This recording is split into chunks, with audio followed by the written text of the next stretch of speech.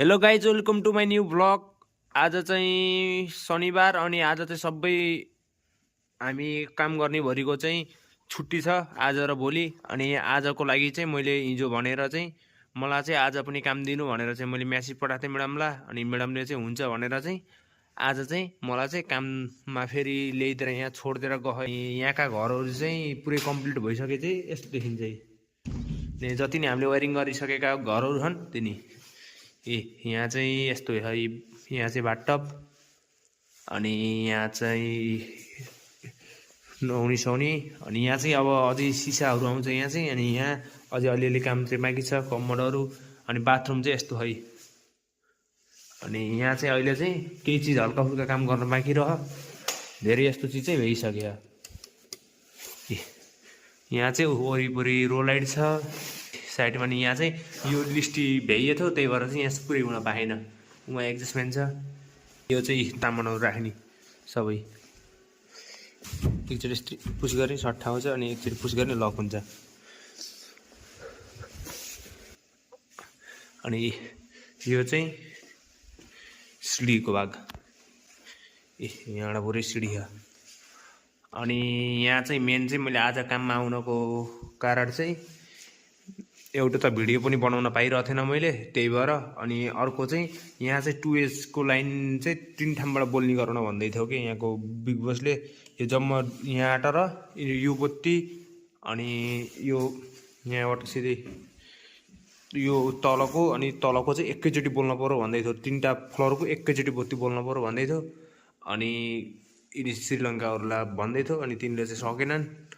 अनि त्यसपछि अनि आज चाहिँ मैले गर्न सक्छु भनेर चाहिँ म आएर अहिले चाहिँ एउटै स्विचबाट 3टै फ्लोरको एकैचोटि बोल्ने गराइदियो। पहिला चाहिँ यो बिचको फ्लोर र यो माथिको मात्र बोल्थ्यो। यो चाहिँ अघिमा आउने बित्तिकै धेरै बेर लागेन, यतिखेरै भ्याइए थियो, लगभग आधी घन्टैमै भ्याइए थियो सबै खोलखाल पारेर जोडजाड पार्न। अनि यो चाहिँ कोठो है। अनि कोठामा चाहिँ यस्तो बत्ती है, यो चाहिँ यहाँबाट बोल्छ झक्क। अनि यसको कोठामा नै पुरै रो लाइट लाग्ने, यो पनि सबै हामीले फिट गरेको लाइट हुने नि। यो फेरि अर्को बाथरुम, यहाँ चाहिँ रो लाइट हो सट्ठ। यहाँ चाहिँ तारा छ, यहाँ पनि लाइट हो फिट, यहाँ के राख्ने। अनि माथि चाहिँ एक्जिस्ट फ्यानहरू छन् अनि लाइट छ, प्यानल लाइट। अनि यहाँबाट चाहिँ यो चल्छ, फ्यान र बत्ती एकैचोटि चल्छन् त्यो एक्जिस्ट र। अनि यो रुम पनि सेमै हो, बत्ती त्यहाँ छ अनि त्यहाँको रो लाइट चाहिँ उताबाट बोल्छ, यो पनि सेमै हो। अनि यहाँ चाहिँ पुरै पानीको लागि चाहिँ पुरै यो कोठा तताउनलाई चाहिँ यहाँ पानीको पाइपहरू चाहिँ पुरै यो भुइँभरि भित्साएको छ। त्यो बत्ती, यो बत्ती अनि सिधै यसको तल अझै खान बत्ती त्यो यहाँबाट निभाउन मिल्छ। अब उता नेपालतिर चाहिँ 2 ठाउँबाट मात्र हुन्छ, यहाँ चाहिँ 3 ठाउँबाट। अनि यो चाहिँ यो चाहिँ हल, सर्लक्कै यहीँ देखेर उहीँसँग सर्लक्कै बोलो बत्ती। अनि अर्को बटन पुस गरेर फेरि उता कुनाको अनि प्यानल लाइट, प्यानल के जिप्सन लाइट। यहाँ चाहिँ अब सामानहरू ल्याउँदै राख्दै गरिरहेछ, लगै यसलाई चाँडो भ्याउन खोजिरह। अनि यो पनि सेमै हो, उहाँ एडजस्टमेन्ट छ। अनि यता चाहिँ यही हो मेसिन चाहिँ, यो सबै तताउने चाहिँ मेसिन यही हो। एउटा मेसिन राखिदिएको हुन्छ, यसले सबै लगाम गर्छ। पाइपहरू नै पाइप हुन्छ, सबै भुइँ पनि तताउँछ। अनि पानीहरूमा धारो पनि यही हो, गिजर, हाम्रो तातो गिजर भन्छौँ यही हो। तलको चाहिँ फर्स्ट चाहिँ यस्तो हो।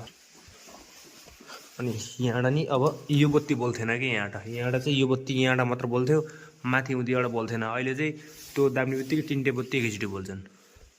अनि यो चाहिँ यहाँ चाहिँ यस्ता बत्तीहरू हुने सबै यहाँको चाहिँ दामी छ क्या। यिनी फिट सबै मैले गरेको, मैले र दाइले। यो चाहिँ बाथरुममा चाहिँ यस्तो है, तलको बाथरुममा चाहिँ ठक्क यस्तो देखिन्छ। यता साइड चाहिँ किचन हो, यो चाहिँ किचन हो। अनि यता चाहिँ अब के राख्ने हो थाहा छैन। अनि बाहिर चाहिँ पुरै आइसरिरह। अनि अहिले चाहिँ यहाँ मैले टुल्स बक्स निकाल्यो, पुरै सुनसान छ। यहाँ सिर्फ म मात्र हो आज।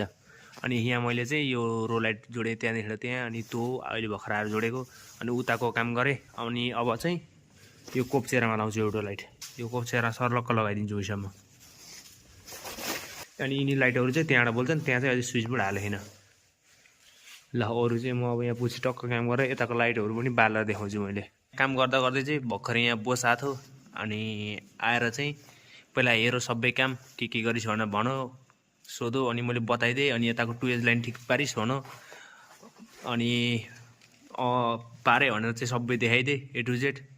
अनि गुड भन्दै खुसी भएर चाहिँ मलाई चाहिँ यहाँ पैसा दिएर गयो कि 150 रुपियाँ पैसा दिएर गयो। मैले चाहिन्न भन्दै थिएँ, राखा भन्दै गयो। अनि यहाँ चाहिँ यतातिर फिट गर्न भन्यो। अनि हल्का फुल्का यहाँ चाहिँ काम बताइदियो। अनि त्यसपछि चाहिँ यहाँबाट चाहिँ बोस चाहिँ गयो। अनि आज आएको चाहिँ फाइदा चाहिँ भयो। कम्ती अनि नेपाली 4000 भन्दा बढी हुन्छ यो। कति बजीसम्म काम गर्छस् भन्दै थियो, मैले फेरि 5 बजीसम्म भन्दै। अनि को आउँछ ल्याउन भन्दै थियो कि जानी भए जाम भन्दै थियो, अलि जानी भइन भन्दै थियो। ड्राइभरलाई ल्याउन पठाउनु होला भने। त्यसपछि चाहिँ ऊ चाहिँ गयो। अहिले चाहिँ म भर्खरै रुममा आएँ। अनि म चाहिँ त्यहाँ चाहिँ त्यही 5 बजीसम्म काम गरेँ। अनि त्यो बोसले चाहिँ मलाई चाहिँ 200 रुपियाँ दिएको रहेछ के, 200 रुपियाँ दिएको रहेछ। अनि त्यसले पैसा दिएको थियो, मैले फेरि नहेरिकन गोजामा राखेको थिएँ। पहिला चाहिन्न भने त्यसपछि चाहिँ गोजामा राखेको थिएँ। अनि पछि निकाल्दा चाहिँ 150 रुपियाँ लागेको थियो। अनि 50 रुपियाँ चाहिँ गोजैमा छुटेको रहेछ के। अनि बल्ल पछि मार्केटमा जाँदा चाहिँ बल्ल भेटेँ अर्को 50 चाहिँ। अनि यो चाहिँ नेपाली 6000 भन्दा बढी हुन्छ। हाम्रो यो कम्पनीले चाहिँ ओभर टाइम चाहिँ चलाएन। अनि मैले चाहिँ त्यही 3-way स्विचको कारणले गर्दा मात्र आज चाहिँ काम गर्न गएको। अनि मैले चाहिँ त्यही मात्र सल्भ गर्छु भनेर गएको थिएँ। अनि पछिबाट चाहिँ बिग बोसले पैसा दियो। त्यसपछि चाहिँ मैले चाहिँ 5 बजीसम्म काम गरिदिएर अहिले चाहिँ आएको म। अनि ओभर टाइम चाहिँ हाम्रो चाहिँ चलेको छैन कम्पनीमा। ल आजलाई चाहिँ यति नै।